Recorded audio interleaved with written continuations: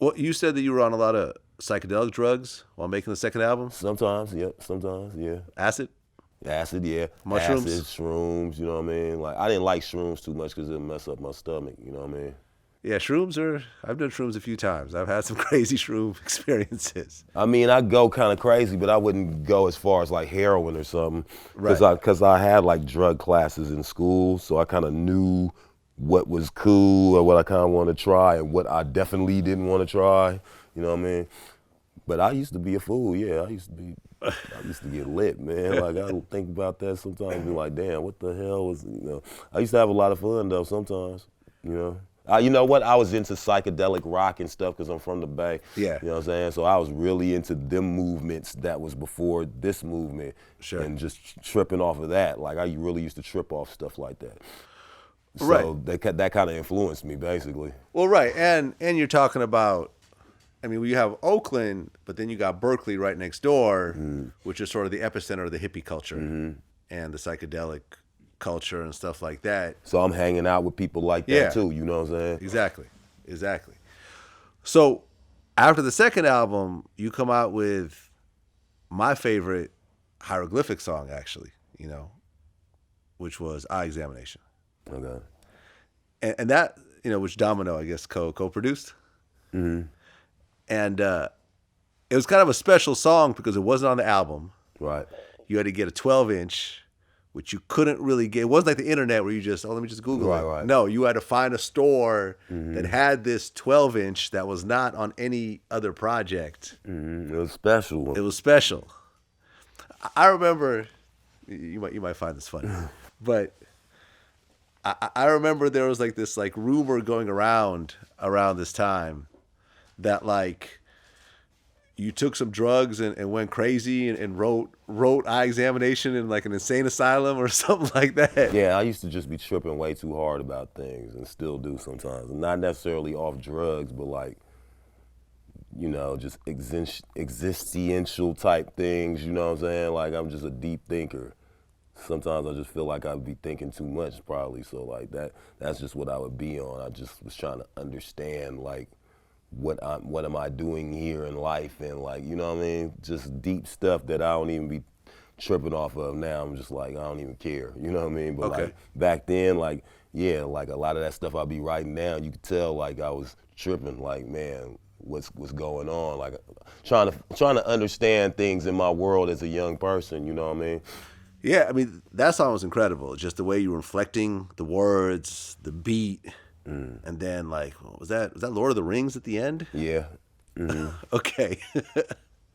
With like some other psychedelic beat. I sampled White Rabbit actually. Oh, that was White Rabbit. I just flipped it hella hard, like, you know what I'm saying? Okay.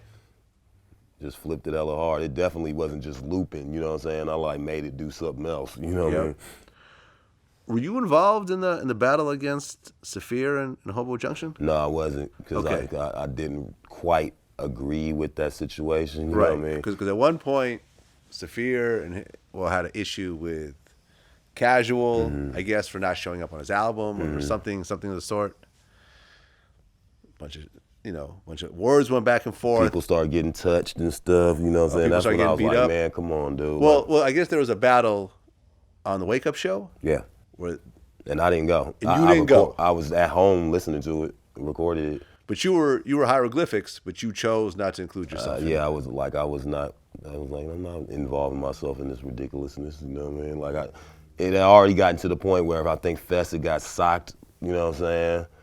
So I'm like, nah, man, this is, nah. I actually was talking to Saafir, talking like to him, like, man, can you tell these fools to calm down or whatever? He's like, man, I can't control these fools. Like, I didn't tell them to do all that. You know what I mean? They doing whatever they doing on their own. Right, because then I had heard after the battle some gunshots went off and some other bullshit. That's what I heard, you know what Yeah. I'm saying? Something like that. But you know that stuff like that's going to happen. Like when it start getting realer and realer, you know what I mean? That's why I was like, man, knock it off, you know what I mean? It was a good move on your part.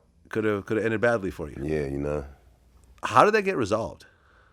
I don't even know if it ever really got resolved. You know what I mean? I just think people just not really tripping like that no more. Okay. Saafir in a different place, you know about his situation, I'm sure. So like, You got sick. Right? yeah, you know what I mean?